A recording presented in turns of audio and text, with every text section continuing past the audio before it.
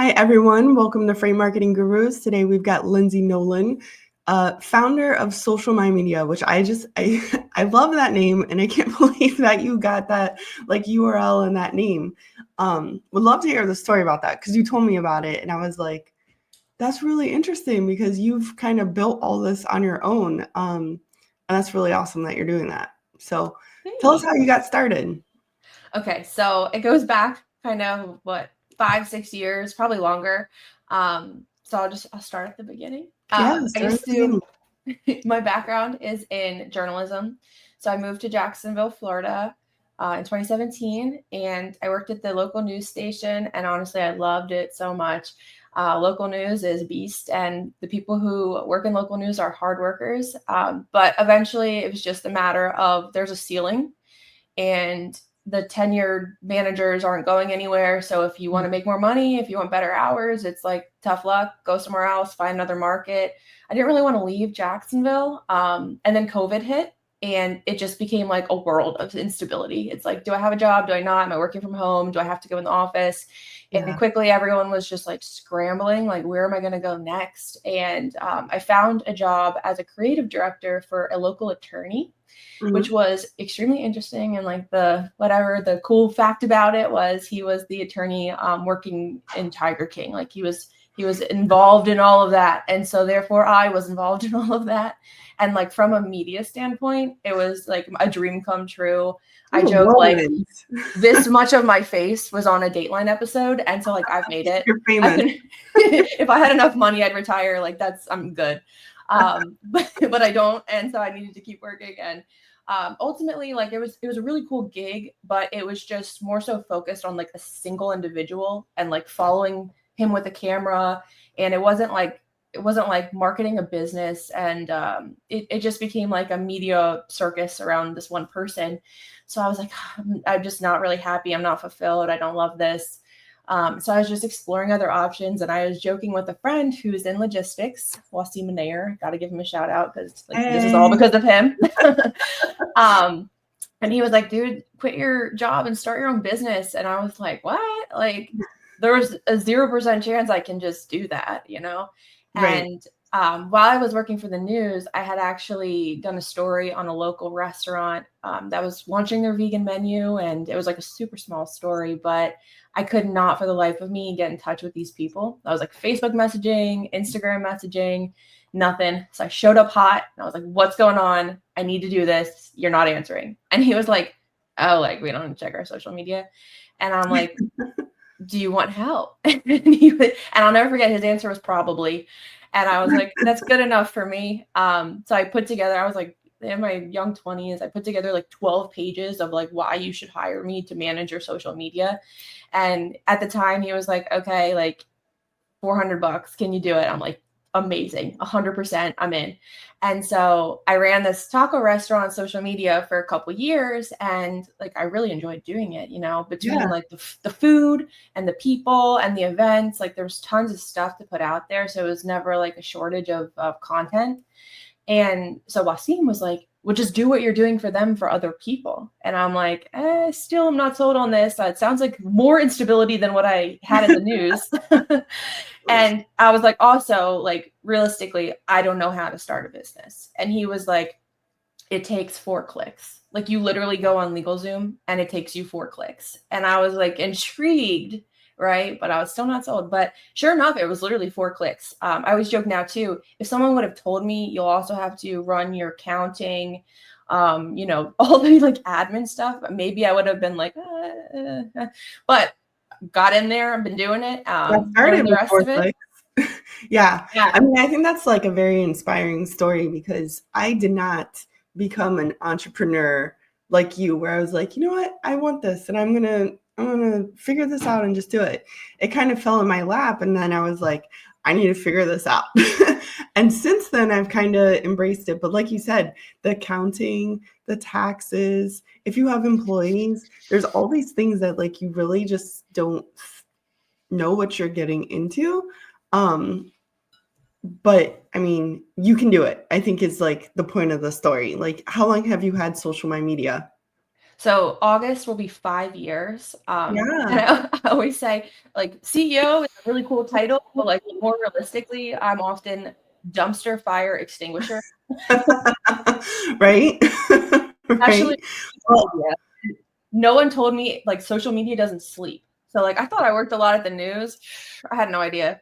Now it's just constant, but it's good because I'm busy. If I wasn't busy, there would be an even bigger problem. And just to kind of put this out there, you've kind of found your way into this industry through Wasim, but then you just keep growing in different pockets, working with different people. And now I think you manage quite a few accounts within this space. Yeah. And it's really interesting because at first my business model, which I shouldn't probably share this, but it was like, if you have money, you can be a client. Like I was just so green, like, anyone and everyone. Oh, The dollar, give me the dollar. yeah, you cut grass with scissors. Oh, I can market that. Like, and then like over time you get to see like the different industries and like the pros and cons. So for like restaurants, anyone who's starting a social media industry or business, I would say, is like drawn to restaurants because they're so fun. Yeah. But tons of turnover, like from management to employees, always new menu items. I mean, most of the time. Yeah, but And that can be just a good thing because that's fresh content. New menus totally. out. People like that. The one thing that I But think I'd be wary of is people go to Yelp when they're not happy. And so you've got to like, not many people go there and like, oh, dinner was amazing or dinner was okay, right? They go there when dinner yeah, was bad, service was bad. totally. From like a customer side of it, like that is probably like one of the industries with the most like conversation and confrontation. Constantly people are unhappy. They want free stuff always. So Yeah. again, dumpster fire extinguisher. I learned like I like restaurants and it is really fun, but it's not as stable as some of the other industries. And so then I got into real estate. I'm like, oh, everyone needs a home, right? Well, the market is terrible. And I always find myself having these conversations with real estate clients like, I'm not selling homes. I'm really sorry. I can't justify the spend on social. And I'm like, I get it. You don't have to tell me. If it doesn't make dollars, it doesn't make sense. And I believe that in my own business. So I've learned over time, I'm a little more hesitant to take on real estate clients, maybe like a brokerage, but like individual realtors, there's very high turnover. And it's like you do Oh, all this legwork to build up their brand and establish like a content strategy, and then they're gone. right. So logistics is awesome because, in the words of my friend Blythe, everything is logistics. And there's just so much out there, and it's honestly really interesting. So I love working in that industry. Yeah. So you're working with Blythe, doing everything is logistics, or is that's not the podcast, right? Yeah, her podcast is Everything is Oh, Logistics. okay. She's got so many brands that sometimes I'm like, wait, was that the right brand for the podcast? Yeah. Um, so then she's got the podcast, and then you're working with BCS, you're doing some stuff with us. Anything with Wasim? Yeah. So he's one of my OG like original Oh, clients. you. So like his is one of the brands I'm most familiar with. And it's so interesting because I got to see him at Manifest, like walk into a room and it's like everyone knows who he is because in logistics, if you need a job, which is like one of the most important things, right? He's your Yeah. guy. So it's been really cool to watch him grow from like behind the scenes, just managing his social, people reaching out, and all the activity on LinkedIn, especially. Yeah, no, that's awesome. You posted the other day for me for Manifest, and it's like blowing up, and I'm like, I post something and nobody sees it. She posted, and we got all these likes and engagements. I'm like, No, she just got the special touch because it was even on no, Virago LinkedIn. It wasn't even my own. So typically, I see more engagement when I post stuff, but you posted on the company page, and I got quite a bit of engagement. I'm like, all she said was I was there and a couple pictures. Like, I mean, it's got that special touch. well, I So think the secret there is tagging other people because people love to be tagged because it's the easiest way for them to have content without doing any work. yeah, well, I have to say, for me, Manifest was a learning experience where I took a lot of pictures with people, but I let them take the pictures. And so they have sent me some, right? But I didn't post them myself, and they posted some, which was cool. But then when I went to think about my post, I'm like, I don't really have the pictures I took. I know I took tons of pictures, but not myself. So note to myself, next time, take my own pictures. Furthermore, I love that like Nate Cheney was walking around with like he's got a whole like little setup with a camera and a microphone, and he just looks like fun social media just on feet, right? Like you just want to talk to him and do a recording, and he was so nice and kind and just, did that with anybody that wanted to. So that was really cool. Yeah, super cool to meet him. Yeah, he is a really nice guy. He has this meeting thing at night, and I'm just going to give him a throw out here. He has the Supply Chain Social Club late night freight talk, I believe it is. And it was just last night, and I like I go to bed, I'm too old, but I really love what he's doing to build community. So definitely support that and want to try to jump on there. And I encourage anybody that's interested in connecting with the industry to jump on there as well. My thought is you never know what's going to come out of a conversation. It could be an opportunity. It could be an integration. It could be a partner. It could be a new friend, which was one of my favorite things at Manifest, because even though I work with you, Lindsey, I met you at Manifest and now I got a new friend. So Yay!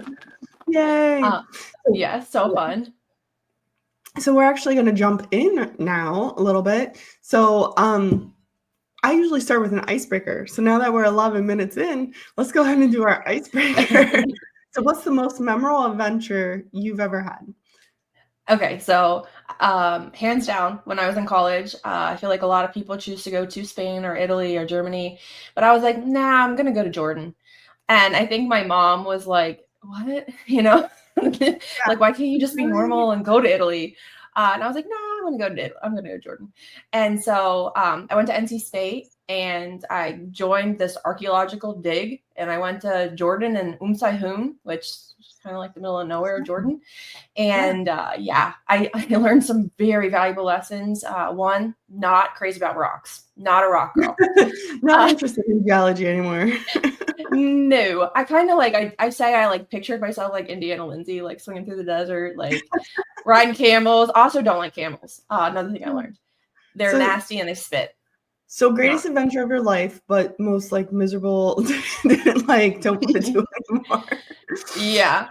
But just like the culture, it was just really cool. I don't know when, if ever, I'll get a chance to do that kind of stuff again. I got to go to, I like stayed in Amman, which is the capital.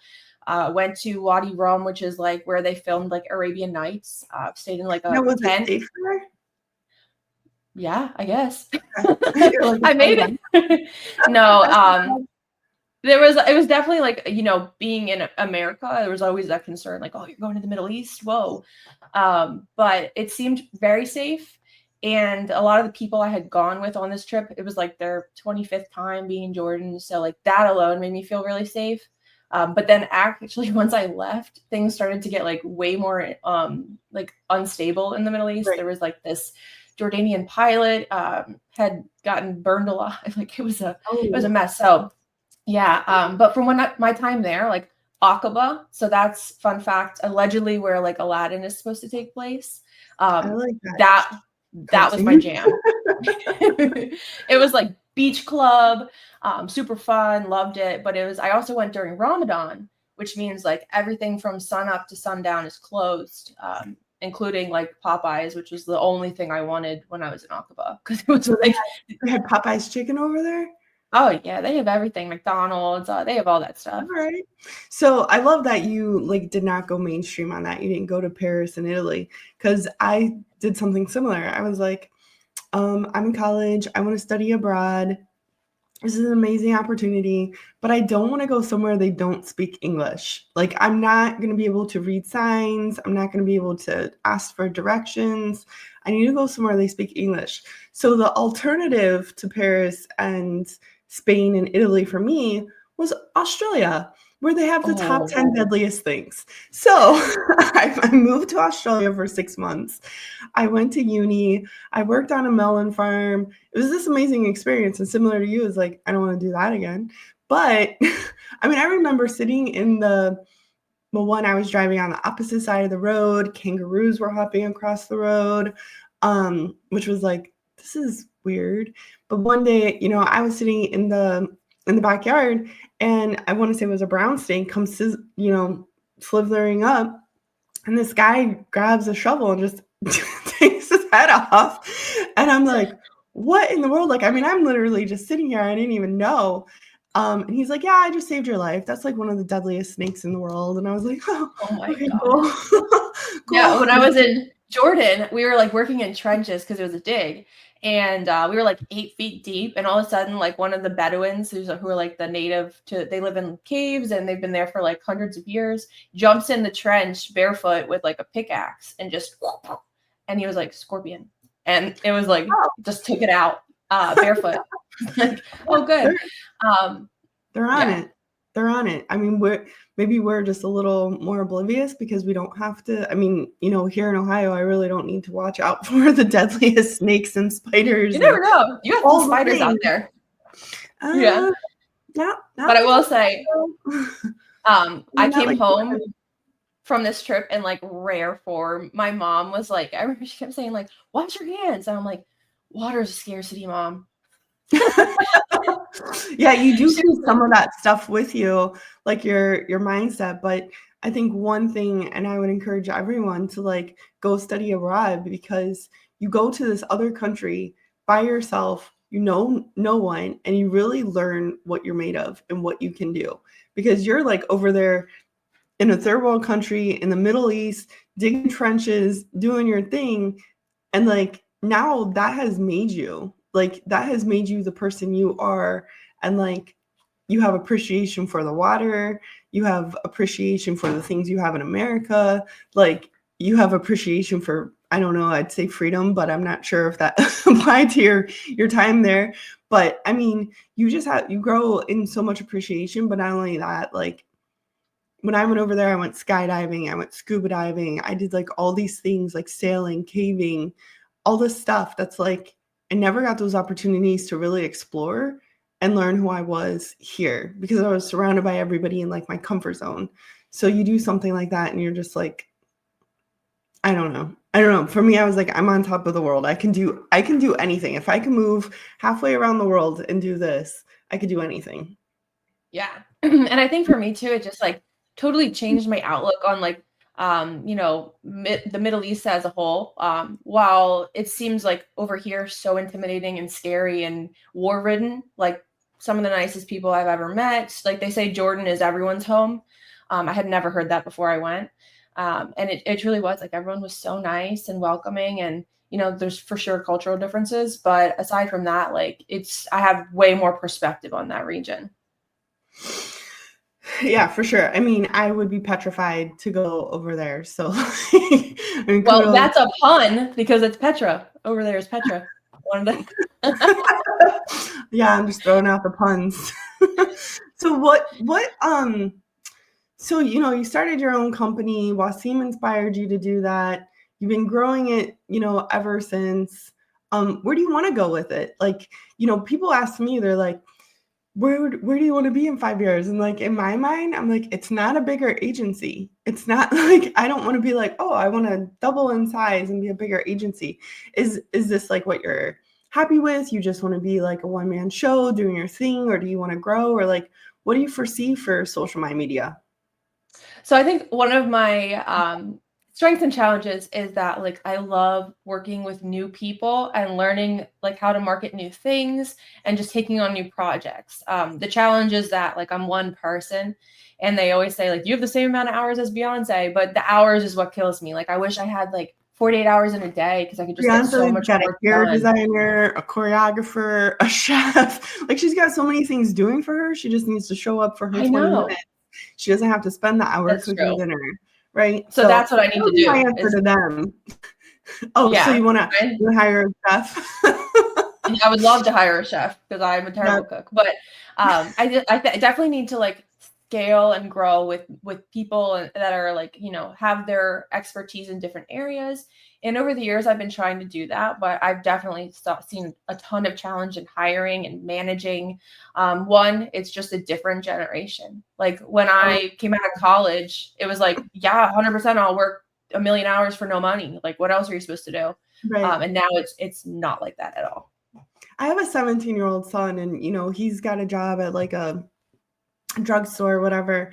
And he's making like 10.50, 10.75 an hour, 17 years old. And he's like, I don't make enough money. And I'm just thinking, like, you're in high school, you work 2 days a week. Like, when I was your age, I mean, 5.35 an hour. And like, he's like, well, it was a different time. And I was like, yeah, there's definitely a change. But like, imagine getting a paycheck 5.35 an hour.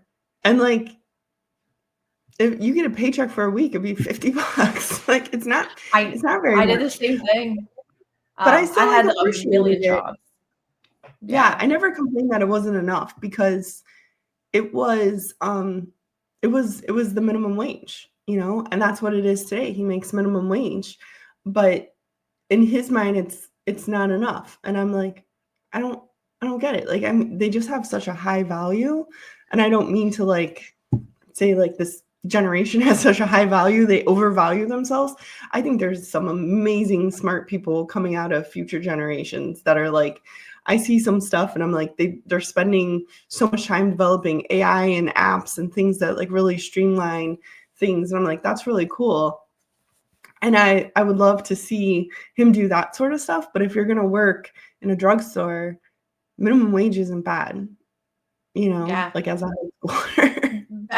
Back in the day, like I would have done, I had so many unpaid internships, and now it's like anytime I take on a contractor, it's like the scope of work has to be so like precisely defined, and anything that's remotely outside of that scope, they're like, not doing that for more money.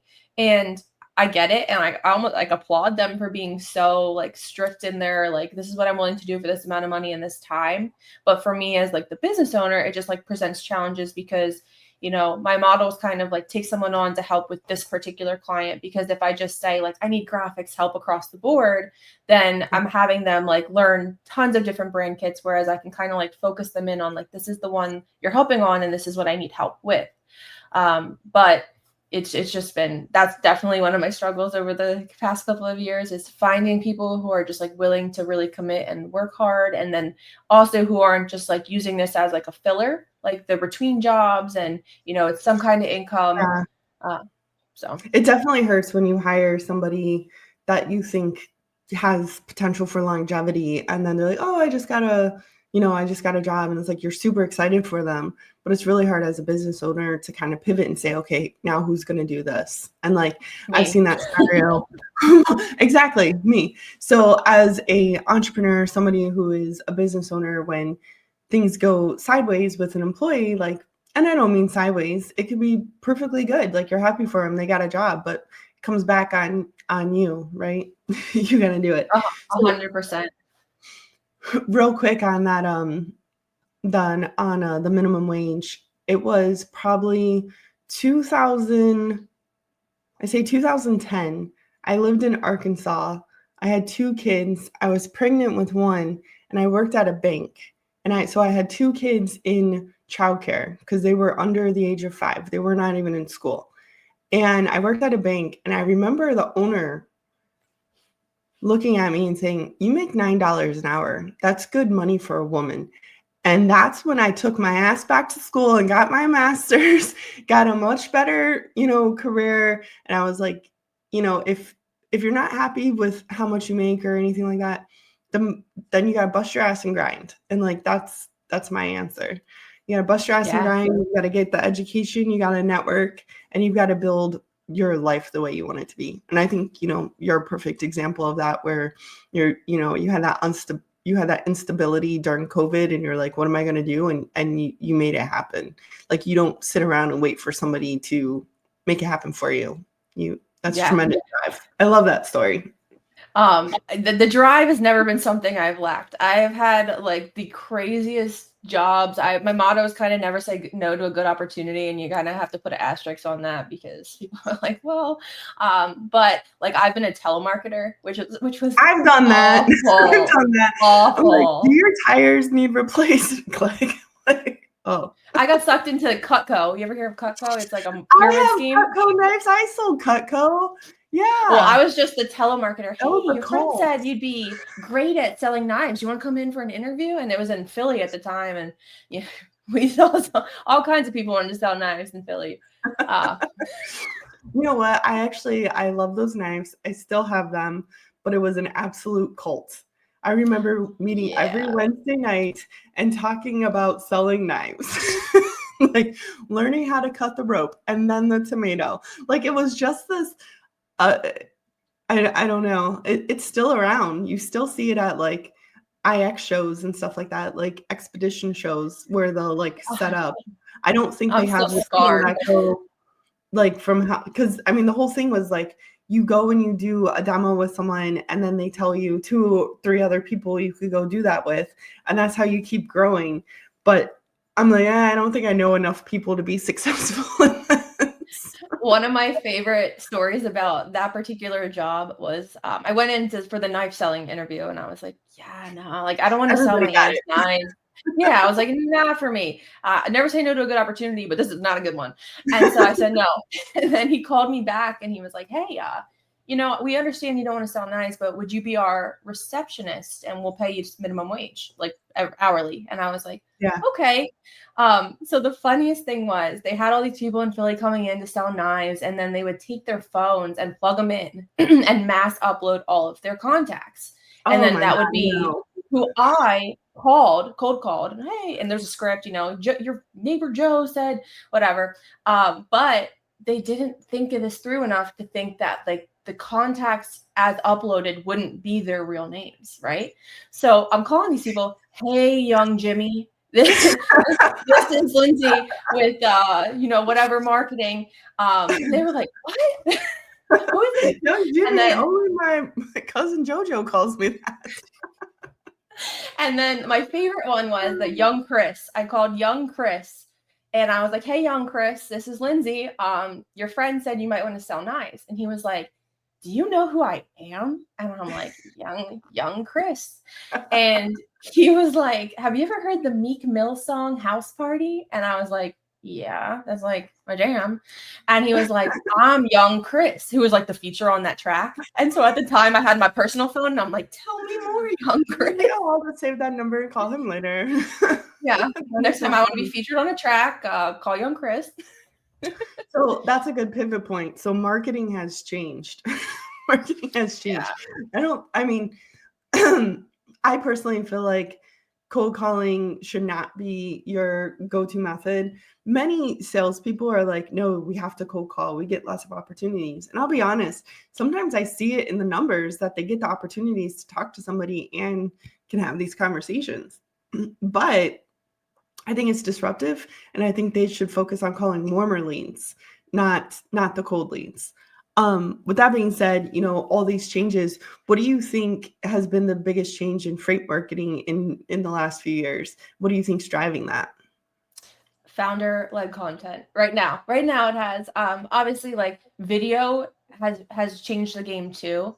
I feel like a few years ago it was more about these like templates and graphics and long storylines, but now it's like if you can get a founder of a company to get on video and talk about what it is they're doing, that is just like such a helpful piece. People are, I feel like, more drawn to like the personal touch. And to that point, like if there's a company page and then there's the CEO with his personal LinkedIn or her personal LinkedIn, the company page is going to have, a network of followers, and you're going to not really exceed that. If people like the content, it might go to more people in their feed. But if this like individual can share a message related to the company, lately I've just seen that be so much more successful. And I think it's just putting like a face behind a company. People are sick of interacting with this, like, whatever brokerage. It's just not personal enough for them. And they're drawn to the connection and not necessarily just the corporate page. Yeah, so I started my marketing career with social media too, actually. So my friend had a photography studio and she needed some support. So I was doing like her Facebook. So kind of similar to you, I started in social media. And I forget where I was going to go, but people don't like necessarily connecting with brands. So where I was going to go with that is I kind of followed social media through, and I did social media at numerous companies. And my thought is, do we just have social media people sitting around writing social media content and responding to social media content, and who's actually seeing it and meaningfully engaging with it if you just have social media people doing these things? Like, so I think there's a big spot for somebody to do, the company social media, and then for the founders to amplify it, or other people in the company to amplify it, to add value to it, to share it. But people want to connect with people and work with people and communicate with people. And for many years, I just felt like, I don't know, like you post something, and then like the social media person picks it up and they post something, but is anybody actually engaging? And I'd say in recent years, I feel like you're seeing a lot more people embrace their personal brand on LinkedIn and do engagement that is so much more meaningful than anything else, because people want to, engage with people. You meet them at the show, you connect with them, you have those conversations, and you keep that conversation going outside of the events, and then you reconnect and you see each other and the conversation keeps going. But if you don't make those connections, if you don't engage on a personal level, you're really missing a huge opportunity to get your brand out there. Yeah. And I think it like safeguards people too. Like they're thinking like, I'm so invested in this company, whether they're the CEO or just an employee, but like, should I pivot? Should I change companies? Like I still have this personal brand built up around me that I can then use in whatever way I want down the road. Yeah. Yeah. So how do you stay ahead of social media changes? So Twitter becomes X. Is our audience on Twitter? Do we leverage that? We have kind of disparate communities in our industry specifically, right? Like if you've got a fleet of 20 or more, you're most likely on LinkedIn. If you got a fleet of 20 or less, you're probably on Facebook. Like there's still these like disparate areas. We're starting to see a lot of like tech people, or people who are really digitally savvy, connecting on like Discord and X, and like having these like little, communities where they stay in touch. How do you see social media evolving, and how do you stay in front of that? So I think for me, like one of the most effective ways to stay ahead has been like finding these pivotal newsletters. So I feel like it's common for like anyone who has a social media or marketing or digital media business to like put together a newsletter and blast it. But I found a few over the years that I really like. And I try to, I know you're not a morning person, but like my hours between like 4:45 and like 8 a.m. are like dead hours. 4:45? I try. I'm not that great at it, but like 4:45? You're trying to be a millionaire. That's what that is. I really am. Fingers crossed, let's channel that energy. But for everyone. I'll work on it. Those hours are when no one bothers me. So like right now, like I'm probably gonna check my phone and have like 8,000 notifications. Oh, we need this. Oh, this needs to be on the story or whatever. But between those hours, no one bothers me. And so like one of the things I do every morning is I read through these like series of newsletters. And the one is like, here's the social media updates you need this week. And it's like, this became this, or TikTok's now in the App Store again. And it's like, okay, that's helpful. And then some of them are more like B2B strategies. Some of them are more like, just strategies on growth, not necessarily telling you like how the platforms have changed. So some of it's useful, some of it's not, but I just try to like skim it. And then I also found one that's specific to social media managers. And whereas that's not necessarily telling me like how to stay ahead, it's so helpful to see the problems that other people who are doing the exact same thing as me are encountering. And like every time I read it, I'm like, oh, I have that problem. I have that problem. Yeah. And so I just kind of can like skim the comments and be like, okay, well, that's interesting.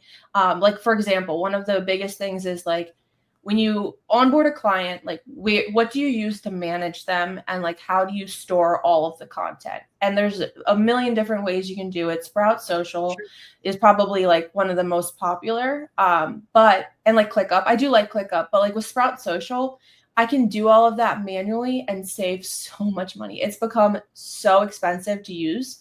And then like for me, Google Drive, it's like everyone, no matter if you're like a 20-year-old or a 60-year-old, like today, pretty much everyone can use Google Drive. It's like almost universal.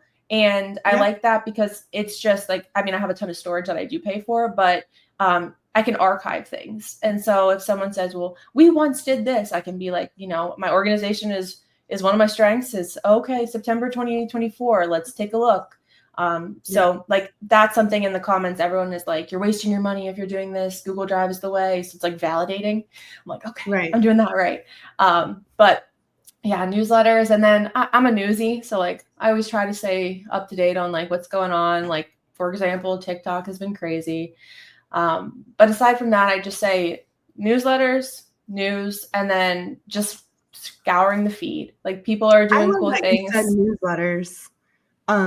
I love that you said that because we have a newsletter, but that is the only content we email. Like it's intended to provide value, and like someone like yourself, you're like, oh, I like to, read my newsletters and kind of skim it and see what's applicable for me. Like instead of sending an email every time you have a piece of content, like send a very valuable piece that's a culmination of content and ideas and strategies and things like that, tools that like somebody can like make as part of their day. Like, oh, I like to read this newsletter every Thursday morning. And I have, girl on my team, Whitney Cowell, says, I have a learning hour planned. So yeah, it's so smart. Where it's like, it's really important in marketing to stay ahead of the curve, to read some of the books, to read the newsletters, to do to do webinars and stuff like that. But you were also saying you scour the internet. Is there anything in particular you look for, or my answer I want to say is memes, but just like overall, like shout out Freight Caviar. He's doing it right. Like if I laugh out loud, I'm like, okay, he got me today, and like that's my goal. Did you meet up with him at Manifest? No, I didn't. I don't even know who it is. Well, maybe it's better that way. It's so mysterious. They weren't. I don't think they were at Manifest. I think they were in Vegas during Manifest. But yeah, I didn't see the guys, but they do a hell of a job over there. Everybody's like, that podcast is insane. And then furthermore, I hear from people like, I go on that podcast and I get 20 leads. And it's like, all you did was spend 1 hour talking to them. And they've got such a strong listening, strong engagement and they're a trusted source that they go and explore opportunities with the people that are on that podcast. I mean, that's very powerful. And like to your point with staying ahead, I think there's one thing to be said for staying ahead with social and just like knowing what's going on. X is doing this, Facebook is pivoting to this, but like in the realm of logistics, there are a few like key players that I do really try to keep an eye on. Because whereas like I like to say, I'm pretty in tune with what's going on with social, like I might never have that level of like logistics expertise, especially because there's so many different areas of logistics, brokerage and warehouse and TMS. It's so much like I enjoy learning. And I think that's what kind of keeps me engaged too. But like I need to rely on following some of these other people so that I can learn more myself. But it's funny because at Manifest, and this happened I didn't attend TIA, but I went to one of their events because it was down the street in Ponte Vedra. But I've become this like weird fangirl of like people in logistics because I like joke I live in the shadows of the internet. And so like I need to, and plus I work at home all the time. So I need to like work on like my like in-person social approach. And then I I'll introduce you to anybody that I might know, or I'll just go up there and introduce us. It'll be fine. You say that until you see me in my natural state. We did not Manifest. We went around and met some people. I tried to keep it together. I was pretty good. And some of those people I had met before. Yeah. But, yeah. So what about AI? That's becoming like a huge, major turn in marketing. How are you leveraging AI, if you are at all, to do anything? Is it impacting your strategy and anything specific to the freight industry? Yeah. So when it comes to AI, I don't write anything off. Like I'm willing to try and experiment with anything. Luckily, a lot of the tools have like the 7-day free trial, so I can play around with it. Like one thing I'm super interested in is not necessarily in logistics, but some of the other industries I work in. People are so busy. Like it's hard for me. Like I work with a women's clinic, and Yeah. she is amazing, but like she has to be in clinic all the time, and like she's also delivering babies, and you can't really plan for that. So we have a meeting at 5, but if a baby's on his way, like she's not going to be there. And Right. so I try to do a lot of video work with her, but it's hard for us to pin down that time. So now one thing with AI is like you can use like a video of her as like a template, and then use her voice and have it create like its own videos for her. Am I echoing for you? What tool are you using for that? Hey, Jen? I can't remember what it was called. I'm not echoing for you. I'm sorry? Am I echoing for you? No. It might be me. But yeah, so like that's an example of like one type of AI that I'm interested in pursuing because it would be so helpful. Yeah. But it's also kind of like new, and I'm not sold on it yet. I think there might be some updates that need to be made before I can like that's actually really strong. Like I can use it on like the regular. But other than that, I use ChatGPT like in its most basic form to spell check every piece of content I go out. I don't need it to write most of the things for me, but like I'm not going to put it out there if I don't put it into ChatGPT. Is the grammar on this good? Yes, no. And have it make suggestions. Same thing with blogs. My background's in journalism. Like I am a decent writer, but like just the power of putting the blog into ChatGPT and saying like, can you give me some suggestions? Like wow, it's so crazy. Yeah. And then what's the other thing I use? Oh, the images, they crack me up. So Those ones still need a little work. yeah, I around Christmas time, I forget what I wanted, but I wanted like it was related to freight, and I wanted Santa like riding through something, and it like spit out a reindeer with like 25 hooves, and I'm like, whoa, like, we're not quite there Awesome. yet. But some of it is good, and sometimes I take the AI images, throw them into like a Canva or Photoshop, and like I can play with them enough to like make them usable. Sure. But it's crazy like how far it's come.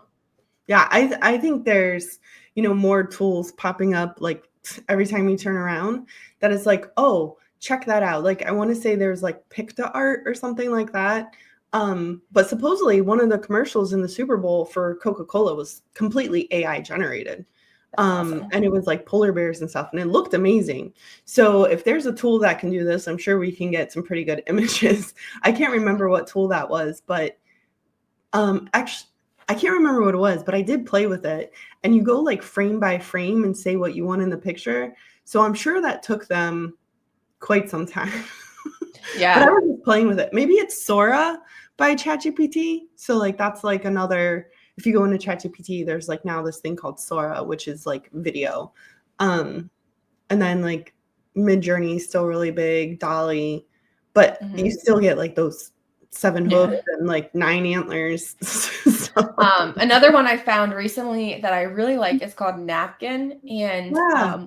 what it does is like if I ever want like a Like a graph graph, or a right? chart, yeah, like it'll create that based on just copy. And sometimes like I'm not, there's no numbers in my copy. It's just like talking about something, and it's like, can you make a flow chart for this? And it's usually pretty good. And then it gives you the ability to change the font, change the color, so you can customize it. So Yeah. that's been a cool one.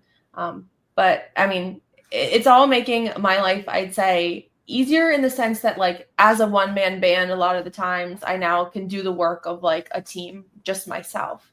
Yeah. So that's awesome. Yeah, no, I love AI and like, how you're kind of able to like expand your capabilities and bandwidth because of AI.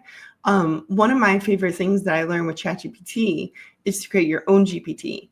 So I like created a GPT of one of my clients. So when we post social, I would like run it, like I'd write it and then I'd run it through his GPT that I created for him to put it in his tone. And I'd send it to him for like, edits and stuff. And he's like, this is better than I could even say it. Like, I love this because he's very like outspoken. He likes bold words. Like and it just, if you can create a profile like that and then put that into the GPT, it picks up on that writing style, removes some of that like robotic language, because it's this person wouldn't use those words, right? So you can kind of program it to do those sorts of things. But that's like one of my favorite things, because I can run it through that before I send it to him, and he's much more happier with what it says versus the brand tone, because it's its own personal tone. And so, you know, some things need to be in brand, but if you're going to do social media for somebody, you know, it's not necessarily the brand tone, it's their own perspective and their own tone that you need to capture. So I that's been like a lifesaver, because I don't speak that way or think that way, but ChatGPT enables me to kind of get the content to a place that he likes, because I'm like, I call it Phil, because the guy's name is Bill, and I'm like, Phil says, and he loves it, so it works. It works. Yeah, and like that brings up I always have the debate, like, is AI going to take my job? I feel like everyone has that debate anymore. And I always say, like, even when ChatGPT or AI spits something out, at least from where I'm sitting, I always want someone to seconize it. Like it's like 95% of the way there, but like it needs a person to look and give it a read and make sure it's good. And then even in addition to that, like someone has to tell it what to do. So maybe social media manager eventually becomes AI prompt generator or AI prompt script maker, or I don't know. But I think, I don't think they go away. I think it just evolves. Yeah. But to your point, like you have to stay up to date with it. And the people who it will replace their jobs are the ones who are like timid, like, oh, you know, I don't really like using ChatGPT. And it's like, well, the future's here. So use it or don't. Use it or find another job. Right. Right. So many small and mid-sized freight companies hesitate to outsource. Do you think outsourcing is a smart move for them? Yeah, I think that it really just they need to go into it with the right mindset. That's something I've struggled with. There's two major flaws. One people will come in and say, you know, the typical, how do I get 10 million followers next week? And it's like, no, you don't. You buy them or you don't. And then the other one is like, you know, do not buy followers. I had a company buy followers, and your metrics are going to be so bad. So bad, because if you buy followers, you got 20,000 followers, you didn't buy like the right people. One, they don't know, they're not actually the right audience, right? And then like you're looking at your impressions and you got all these impressions, but then you don't have any clicks and you don't have anything moving through the funnel. And it's just like, why? Because they're not even the right people. And so what are your thoughts on buying followers? Yeah, like each platform will do like a periodic scraping, and like you'll just see the followers over time decrease, and it's like, okay, well, you paid for them, but they're not forever, and my main thing is like they're not your paying customer. They're never going to buy from you. They're never going to engage with your content. And don't, like if you're just numbers. Yeah, they're vanity metrics, and if that's what's driving you, then social media marketing is not going to help your business in any way. So then there's that challenge. And then the other one is like having a realistic timeline. So some of these clients will be like, oh, can we test it out for a month? And it's like, you know, you're not really going to see results until like the 3-month mark. And then you're going to start to see like, okay, something is happening. And then at the 6-month mark is where you're like, okay, you know, we can better gauge, is this effective? Should we pivot strategies? It's not immediate. And some people, when they outsource, they're like, oh, it's going to be a quick way to build a following. It's not your W-2 employee, but it's still someone you want to like have, manage, grow. And that all takes time. But aside from just like the timeline and the expectations, I think outsourcing offers a lot of these like small to mid-sized companies a way to have a marketing person without dedicating the like $50,000, $60,000, $70,000 a year salary that someone would otherwise expect. Yeah. You don't have to worry about their benefits. You don't have to worry about all these other things that like your standard employee would demand.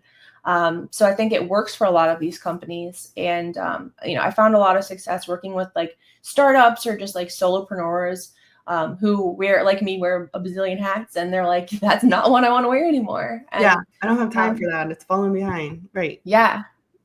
And everyone has their strengths. If your strength is selling, then, you know, focus on that, and then don't worry about social media. So when it comes to creating content, what does an ideal social media post look like for a freight company? I think it's telling a story. It's explaining to the customer like the value, like you said. Like you have to be able to provide value for someone to even consider, being a follower and then ultimately a customer. But just like structure wise, I think it's, some text, a hook, a CTA. One thing that's like I've said, that the evolving social media marketing, it's, not necessarily putting a link in the caption where it's like you're immediately trying to drive someone. Because you do that for me. You put the link in the comments, and it's stuff like that because LinkedIn doesn't want you to leave their page. Exactly. So they don't want it in the in the caption or in the description. They will put it down in the comments, but that's not something you can automate because you need to go in and actually add that comment. So it's not like you could be like, post this post and then post this comment. At least as far as I know, you can't do that. So There you have to are actually some services where you can like have a first comment added now, which is interesting. Oh. But one of the issues I found is like if you're using a third party, whatever it's called, the link won't be a, www dot whatever website. Even if you like use like a bit.ly, like I think bit.ly is like a standard now, so you can track your link. It'll have some crazy URL that like almost points to the third party platform you're using to schedule the post. And so it's kind of like, it's effective in having the first comment there, but it's also showing people like, I'm scheduling my content. And yeah, some people don't care and that's fine. But for me, like, I like it to just look like a little more organic. Like there's actually a person behind it doing it. Right. Yeah, but even in addition to like LinkedIn not liking it, I think sometimes like the links in the caption are just so like in your face, like click to our website, and people are like, I don't want to, I just want to read what they're trying to say. Right. Yeah, I love that like you're on top of all the stuff that's like going on in the trends and stuff like that, and then applying it to what you're doing, because I still see people doing it the wrong way, and then they ask, why aren't I getting the same engagement I used to get? And the answer is the algorithms change. They're always changing. Google's always changing. LinkedIn's always changing. So it's like you have to know your tools and what's going on with your tools to be able to kind of re-engineer your process to be, effective. But I will say it is hard to deviate from what is like considered normal or standard or like what you've been doing. I think that's like with anything. Like people hate change. I mean I'm right there with you. Like I don't hate change, but it's like you have to force yourself to stay up to date with like the latest trends, or you just get left behind. 100%. And it's always been like that, right? Like, Facebook came out, I want to say 2007. Was it 2007? And then, shortly thereafter, Twitter, I mean, before Facebook was MySpace, like these tools are changing, but like not only that, people using the tools are changing. You're not seeing the future generation on Facebook. They're on the Snappity chat. Yeah. And one thing I did do, which was awesome for me, was that I spoke at a class at NC State in the fall. And I was like, hey, like if anyone's interested in interning, like maybe I can, open an internship. And I had this one girl reach out, and kudos to her, because I learned so much that I didn't know I necessarily wanted to learn. Learning from them. Oh yeah, she put me on Blue Sky. I'm like, blue who? Blue what? And I was like, okay. And then like sometimes my favorite is when she manages like my company's social, because I don't want her to necessarily, I mean, at this point I would 100%, but at first I'm like, manage my social, because if you do anything crazy, it's mine. And like, I can't really fire me. So like, we're good. And so sometimes I have to look at her stuff and be like, I know this is supposed to be funny, but why is it funny? And then I have to ask her, why is this funny? And then she explains it, and I'm like, I'm just old. I'm just too old to understand. Yeah, I'm like, 100%. That is funny. And then, when is the right time for a brand to embrace these other channels? Because you add channels, it adds time. And not only that, you're not taking what you posted on LinkedIn and putting it on Instagram. It's a completely different model. So now you need to have an image or a video to put in the Instagram story. So like when and how do you decide when to embrace other channels or I mean, with restaurants and stuff, I'm sure you're doing like Instagram and Facebook, right? Yeah. So I think for a lot of companies, it's also just like a budget thing. If you want more platforms, it's more work, it's going to cost more money. So if you're trying to keep your budget small, then like let's tackle the big ones. I mean, 9 times out of 10, it's LinkedIn. And then a lot of the times in freight, I would say it's also Facebook. There's a lot of logistics people on Facebook. Instagram's also great. TikTok has its place, but if you're a company focused on a particular thing and like LinkedIn is where you're driving customers, like TikTok's probably not our priority. Blue Sky certainly isn't our priority. Right. I don't even know what But Blue Skies is. well, it's basically Oh my God. Twitter. It's the same thing as Twitter. Okay.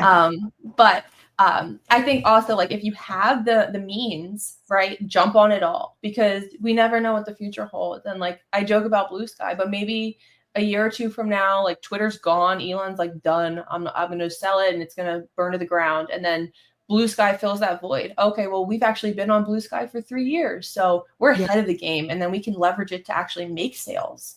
So in that sense, I think, it could be helpful to be on everything, but doing everything at once also kind of waters the playing field. You want to, if our strength is LinkedIn, just hammer down and really drive good content on LinkedIn. Otherwise, I definitely would say there's like a hierarchy of I typically recommend before, some of like Snapchats, like No, 100%. I wouldn't even know how to leverage Snapchat because like you post something and then it deletes. And it's like, well, why do you want it to delete? From a brand perspective, you don't feel like you want it to delete, right? But yeah. I don't know. I think it's interesting, and like somebody's gonna have to explore that because, in 10 years, I think this space will change. Like they're not gonna be on Facebook. They might still be on LinkedIn because it's a professional network, but there might be a new professional network. I don't know. Yeah, that's true. It's just staying up with the trends, which is why you call them newsletters. Yeah, exactly. So it's time for the favorite part of my show, which is spill some secret sauce. So I'm asking you for a piece of information, advice, insight, something that's like not common knowledge that could help somebody be successful. So I think one thing that I'm constantly trying to improve at is understanding the use of ads, paid ads. Like I used to be entirely built on organic social, almost to the point where I'd be like, if you want to run the paid ad, here's the post and here's how you boost it and you do it. Part of that was because of credit card control. Now the different platforms make like the ad accounts easier to manage. Initially, it was more like you put a credit card in and like you run your ad. And I'm like, I don't want to be in charge of all these people's credit cards. But anymore, I would say like the pay to play is really becoming a thing. And someone else in logistics had told me, like, even if you sprinkle like a little bit of money behind every post, like that will help you. And then also you can see first, like organically, which posts do well, and then kind of funnel your money towards that. But I think in like the coming months, years, like we're going to see, while you need to have a budget for your social media manager, there has to be a defined ad budget. It's just becoming something that's like not unavoidable. And like, that's where you're really going to see like your sales and your ROI come from. Putting stuff out there certainly helps with like branding and credibility. But to actually produce ROI in sales, I think that the ad spend is just becoming like super important. Yeah, no, 100%. I mean, I see that myself, and it's all with the algorithms, and because they own those platforms, right? And they want to make money, they can, mess with those algorithms. And if you want to get the reach that maybe you once saw, you need to kind of pay for that. And I know I've talked to a couple friends who have podcasts, and they're like, the algorithms are like so out of whack right now. I went from 4,000 viewers on my post to 200. And, I feel like it's like the greater platform is like, oh, nope, you're going to have to pay for that if you want it. You start seeing things like the LinkedIn Premium popping up and things like that are like, oh, if you pay $99 a month, then your posts are going to show to more, or you're going to have these different, features available to you, and you can invite people to your page and stuff like that. So kind of taking away some of the basic free model items and putting it into, a paid strategy just to even get the reach that you once had. 100%. And like just circling back to like that taco restaurant, right? That was my first client and I still have. We run paid ads and it's insane. If you go to the notifications and you scroll, it's like new follower from ad, new follower from ad, new follower from ad. And like for every 10 of those, you'll have a like new follower. So it's like, if you want to grow, you just have to know now that there's a cost associated with it. Yeah. 100%. Well, thank you so much for coming on. If the viewers wanted to reach out to you and connect with you, how would they do so? They can follow me or connect with me on LinkedIn. Super active on LinkedIn, and then also email info@socialmymedia.com. That's probably the best way to get in touch. Awesome. Well, thank you so much for coming on. I appreciate all your insights. Yeah, thanks for having me. And go Eagles. Now that Jenny's a fan, I don't know. She'll have to do another podcast on that. Yeah, we'll have to do a whole one just on Manifest. The whole experience.